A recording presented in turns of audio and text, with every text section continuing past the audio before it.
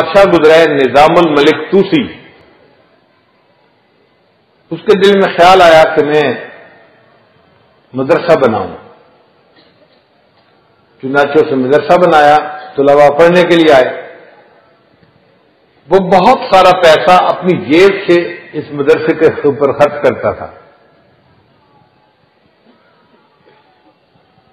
ایک مرتبہ اس نے سی آئی ڈی کو کہا کہ ذرا پتہ کر کے بتاؤ کہ مدرسے کے طلباء کے کیا حالات ہیں.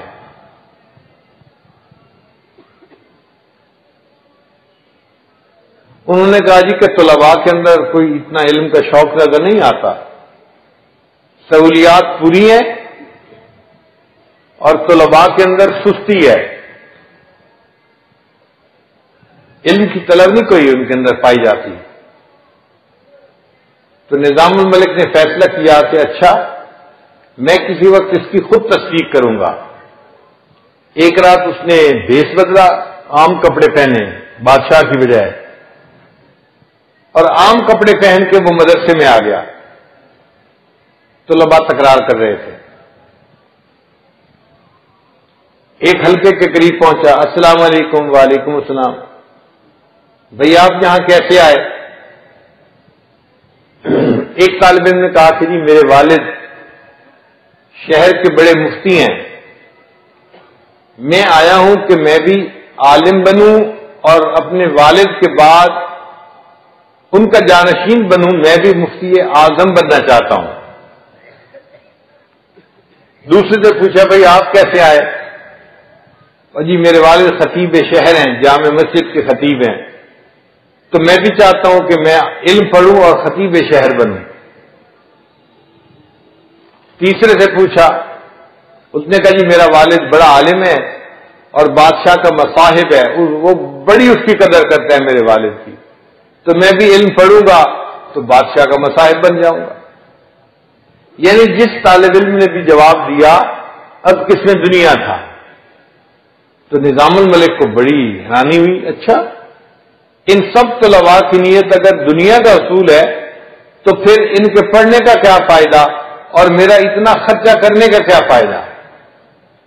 اس نے دل میں سوچ لیا میں یہ مدرسہ بند کر دیتا ہوں اور یہ پیسہ کسی اور کار خیر میں استعمال کر لوں گا. اب اس نیت کے ساتھ وہ جانے لگا. اس نے دیکھا کہ دروازے کے قریب ایک چھوٹا سا طالب علم ہے، وہ چراغ جلائے اکیلا بیٹھا پڑ رہا ہے. تو نظام الملک کے دل میں خیال آیا کہ میں ذرا اس سے بھی گفتگو کرتا ہوں. گیا، اس کو کہا السلام علیکم. اس چھوٹے سے طالب علم نے کہا وعلیکم السلام اور اپنا کتاب پڑھتا رہا. اس نے لیفٹ ہی نہیں کروائی، کوئی بات ہی نہیں کی. اس کو بڑی حیرت ہوئی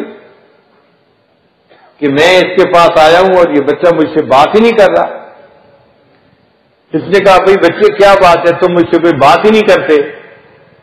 اس نے آگے سے کھڑا سا جواب دیا جناب میں یہاں آپ سے باتیں کرنے نہیں آیا ہوا. تو نظام الملک نے پوچھا کیوں آئے ہو یہاں؟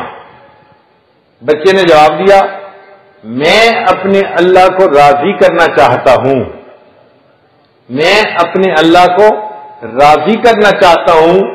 اس کو کیسے راضی کروں یہ علم مجھے ان کتابوں سے ملے گا، اس لیے میں بیٹھا ہوا کتاب پڑھ رہا ہوں.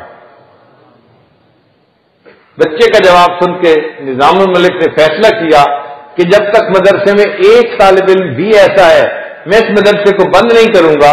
مدرسہ چلتا رہا. یہ بچہ تھا جو بڑا ہوا اور اپنے وقت کا امام غزالی رحمت اللہ علیہ بنا.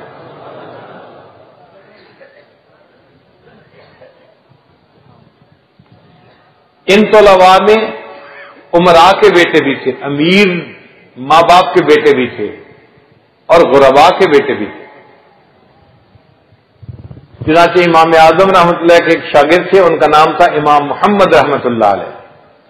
یہ نواب زادے تھے، ایک بڑے امیر باپ کے بیٹے تھے اور حد سے زیادہ خوبصورت بھی تھے. جب ان کے والد ان کو داخل کروانے کے لیے لائے تو امام صاحب نے شرط لگائی کہ اس بچے کو اگر پڑھنے کے لیے بھیجنا ہے تو اس کو معمولی کپڑے پہنا کے بھیجنا، اس لیے کہ شکل اتنی اچھی ہے، اگر لباس بھی اچھا ہوا تو پھر نوجوانوں کے لیے فتنہ زیادہ ہو جائے گا، تو معمولی لباس بھیجیں۔ تو باپ نے وعدہ کیا۔ جب امام صاحب نے اس کو چند دن پڑھایا تو پتہ چلا کہ یہ بچہ حافظ نہیں۔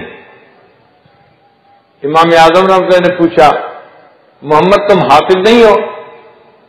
نہیں حضرت میں حافظ تو نہیں ہوں۔ امام صاحب نے فرمایا تمہیں پتہ نہیں ہے میرا شاگرد بننے کے لیے حافظ ہونا ضروری ہے، کیونکہ فقیہ کی نظر پورے قرآن مجید پہ ہوتی ہے، ایک ایک لفظ پہ، ایک ایک آیت پہ ہوتی ہے۔